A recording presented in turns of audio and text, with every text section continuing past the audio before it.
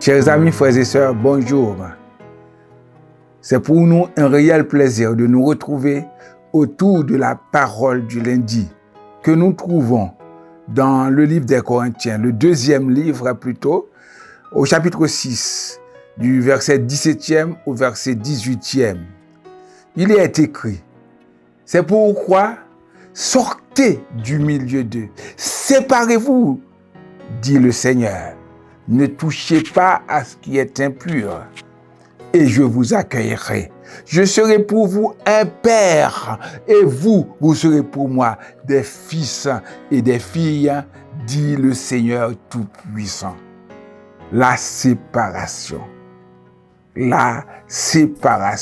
c'est se mettre à part. Se mettre à part pour Dieu, pour servir Dieu, pour plaire à Dieu. Les versets précédents nous disent, on ne doit pas se mettre avec les infidèles sous un joug étranger. Il n'y a pas de rapport entre le temple de Dieu et le temple des idoles, entre les fidèles et les infidèles. Il n'y a pas de rapport entre lumière et ténèbres. Et n'oubliez pas, Jésus, qui est lumière du monde, déclare que nous sommes la lumière du monde.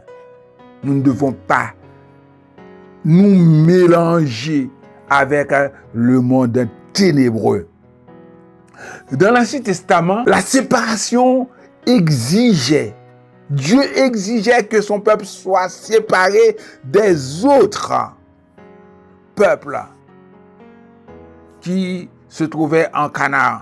Il a déclaré plusieurs fois, je suis un Dieu saint, vous devez être un peuple saint. Je me rappelle un réveil qu'on a prêché à Montfermeil, un peuple saint pour un Dieu saint. On doit faire la différence. On ne doit pas se mélanger aux choses de ce monde, à l'idolâtrie, à n'importe quoi qui se faisait dans le temps. Mais dans le Nouveau Testament, à notre époque, Dieu nous ordonne, nous qui croyons en Jésus, nous qui croyons en lui, de nous séparer de la corruption de ce monde. Il est écrit, n'aimez point le monde, ni les choses qui sont dans le monde. Si quelqu'un aime le monde, l'amour du Père n'est point en lui. Nous ne devons pas être dans les compromissions du monde impie. Le chrétien doit se séparer du monde, de ceux qui, parfois, même dans l'église, on prêche l'unité cette année, mais ceux qui continuent dans l'église à vivre dans le péché, à vivre dans l'immoralité, on ne peut pas vivre avec ces gens. On doit se séparer, d'après Romains chapitre 16, de ceux qui, dans l'église, réalisent des divisions ou font des complots, divisent les frères et sœurs. On doit se séparer de ces gens-là. Des faux docteurs, des personnes qui donnent de faux enseignements. On doit se séparer de ces gens-là. Frères et sœurs, nous servons un Dieu saint. Nous devons nous séparer de la haine, du péché, de l'immoralité, de l'adultère, du vol et de tout ce qui est mauvais.